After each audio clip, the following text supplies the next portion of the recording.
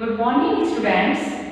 आज हम अपनी व्याकरण का नया पाठ प्रारंभ करने जा रहे हैं और पाठ का नाम है वाच्य। तो बच्चों ध्यान से वीडियो देखेंगे और समझेंगे कि वाच्य क्या होता है और इसके कितने भेद हैं। हम वाच्य की पहचान कैसे कर सकते हैं। तो पाठ प्रारंभ करते हैं। सबसे पहले वाच्य का अर्थ। वाच्य का अर्थ होता है बोलने का विषय, कि जो हम बोल रहे हैं उसके विषय में किसकी प्रधानता है, वो वाच्य है। आपने इंग्लिश में बेटे पढ़े होंगे voice, active voice, passive voice, तो वही है ये वाच्य। अब है वाच्य की परिभाषा। क्रिया के जिस रूप से यह पता चलता है, क्रिया अर्थात वर्ब है ना, उसके जिस रूप से यह पता चले कि वाक्य में कर्ता, कर्म या भाव। हमारे वाक्य में तीन चीज के भेद भी हैं, कर्ता, कर्म और भाव के अनुसार प्रयुक्त क्रिया जो है प्रयुक्त की गई है तो वो वाच्य है। अगर कर्ता के अनुसार क्रिया प्रयुक्त की गई है तो वो कृतवाच्य है। अगर कर्म के अनुसार क्रिया प्रयुक्त की गई है, प्रयोग की गई है तो कर्मवाच्य है। और यदि भाव के अनुसार क्रिया है तो समझ लीजिए भाववाच्य। तो यही इसकी परिभाषा भी है कि क्रिया के जिस रूप से यह पता चले कि वह वाक्य में कर्ता, कर्म अथवा भाव के अनुसार प्रयुक्त की गई है तो वह वाच्य कहलाता है। वाच्य के अब हम भेद समझेंगे। वाच्य के स्टूडेंट्स तीन भेद हैं।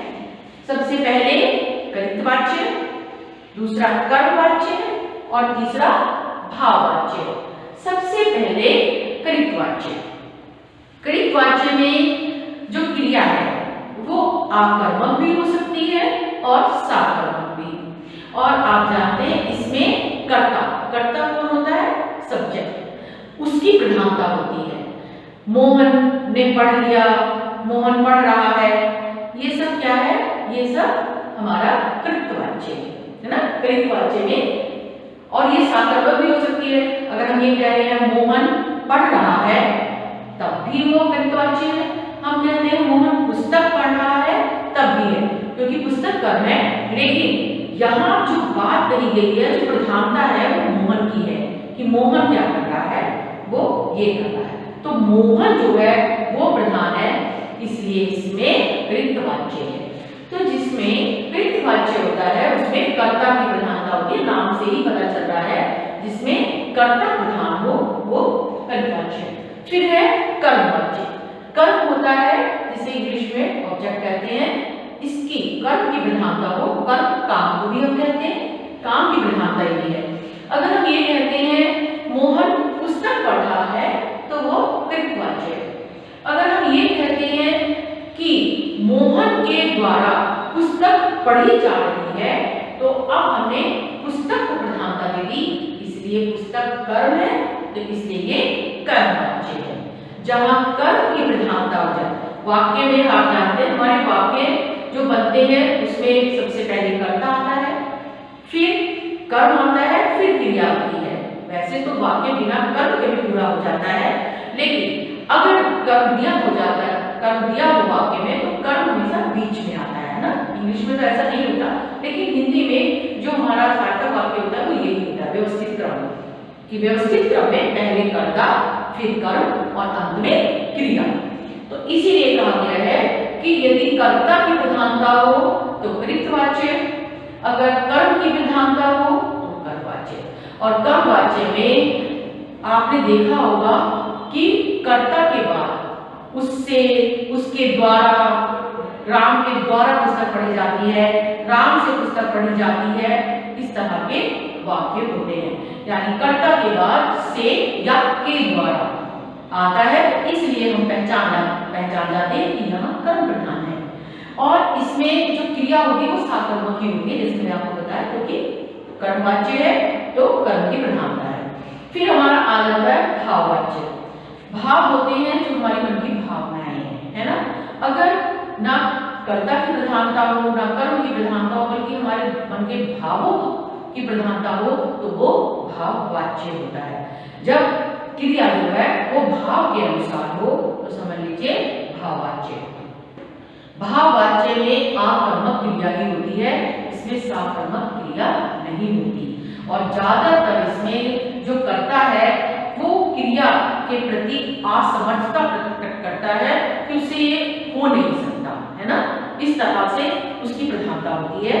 जैसे मुझसे बैठा नहीं जाता, है ना, मुझसे खड़ा नहीं होया जाता, मुझसे पढ़ा नहीं जाता, मुझसे खाना बनाया नहीं जाता। तो ये सब इसमें ज्यादातर क्या होता है कि जो कर्ता होता है वो कर्म करने में असमर्थ होता है, इसलिए असमर्थता प्रकट अगर हो रही है तो समझ लीजिए वो भाववाच्य है। और ज्यादातर आपने देखा होगा भाववाच्य में अधिकांश आकर्मक क्रियाएं ही होती हैं। तो ये बेटे आप पहचान जाएंगे।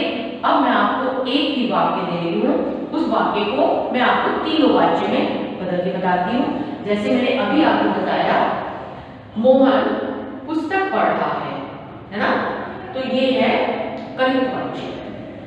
मोहन के द्वारा पुस्तक पढ़ी जा रही है, ये है कर्मवाच्य। मोहन से पढ़ा नहीं जाता, मोहन से लिखा नहीं जाता, ये सब है भाववाच्य। तो इस तरह से हम वाच्य परिवर्तन करते हैं। अगर मान लीजिए कर्मवाच्य है, मोहन से पुस्तक पढ़ी, मोहन के द्वारा पुस्तक पढ़ी जाती है, तो अगर हम इसे कृतवाच्य बोल देंगे तो हम कहेंगे मोहन पुस्तक पढ़ता है, साधारण वाक्य हो जाएगा। इस तरह से हम वाच्य परिवर्तन भी कर सकते हैं। इसकी बहुत सारी एक्सरसाइज हैं, वो अभ्यास कार्य मैं आपको करने के लिए भेज दूंगी। लेकिन मुझे पूरी उम्मीद है बच्चों आपको वाच्य समझ में आ रहा होगा। बहुत सरल सा एक तरह से टॉपिक है आज हमारा, बहुत साधारण है कि वाच्य जिसे कहते हैं। पहले लग रहा होगा कि पता नहीं ये कौन सा नया पाठ शुरू हो गया, क्या है वाच्य, लेकिन सबसे आसान है कि क्रिया के जिस रूप से ये पता चले कि इसमें कर्ता, कर्म या भाव किसकी प्रधानता है, किसके अनुसार क्रिया बताई गई है, कर्म के अनुसार है, कर्ता के अनुसार है या भाव के अनुसार है, तो वही वाच्य कहलाता है। यदि उसमें कर्ता की प्रधानता है, क्रिया जो है वो कर्ता के अनुसार है, तो समझ लीजिए कृतवाच्य। यदि अगर क्रिया कर्म के अनुसार है तो कर्मवाच्य, और यदि क्रिया भाव के अनुसार है, हमारे मन के भाव के अनुसार क्रिया बताई जा रही है, प्रकट की जा रही है, तो वो भाववाच्य। समझ में आ गया बेटे? मैंने आपको उदाहरण बता दिए और हम ले लेते हैं। अगर हम और भी अगर इसमें मैंने पिताजी अखबार पढ़ रहे हैं, पिताजी के द्वारा अखबार पढ़ा जा रहा है, फिर है पिताजी से पढ़ा नहीं जाता, तो ये हमारे तीनों वाच्य हो गए। एक ही वाक्य को मैंने तीनों वाच्य को परिवर्तित कर दिया। मुझे उम्मीद है बच्चों आज आपको वाच्य पाठ अच्छी तरह समझ में आ गया होगा। इसका जितना अभ्यास आप कर सकते हैं उतना करिए।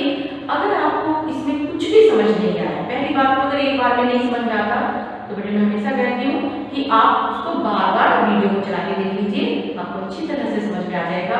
फिर भी अगर आपको कुछ समझना है तो आप मुझे फोन करके या मैसेज करके दे सकते हैं। Okay students, thank you.